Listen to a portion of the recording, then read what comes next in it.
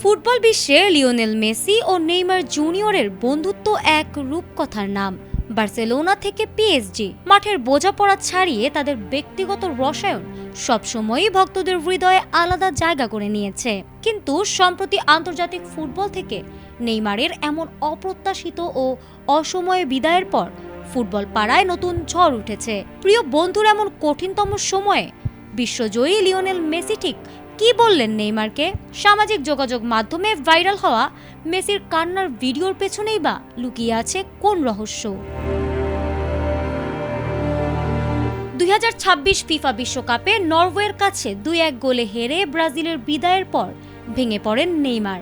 Match শেষে অশ্রুসিক্ত চোখে 34 বছর বয়সী এই সেলেসাও তারকা ঘোষণা দেন মেটলাইফ স্টেডিয়ামে তার যাত্রা শুরু হয়েছিল আর এখানেই তিনি সব শেষ করছেন।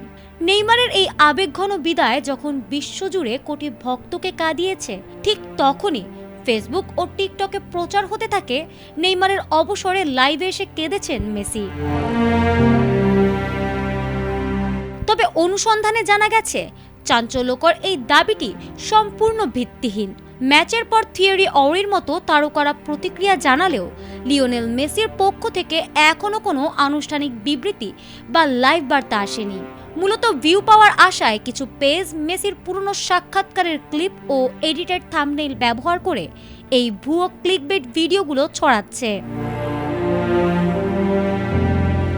মাঠে ও মাঠের বাইরে তাদের গভীর বন্ধুত্ব নিয়ে কারো কোনো সন্দেহ নেই। তবে এই বিদায় লগ্নে মেসি জনসম্মুখে কোনো মন্তব্য করেনি। তবে ভক্তদের প্রত্যাশা, সামাজিক যোগাযোগ মাধ্যমের সস্তা গুজবকে পেছনে ফেলে খুব দ্রুতই হয়তো মেসি তার প্রিয় নেইমারের উদ্দেশ্যে পাঠাবেন কোনো আবেগঘন বার্তা, যা আবারও প্রমাণ করবে তাদের চিরন্তন বন্ধুত্বের গল্প। ফারহানা হক, ATN বাংলা।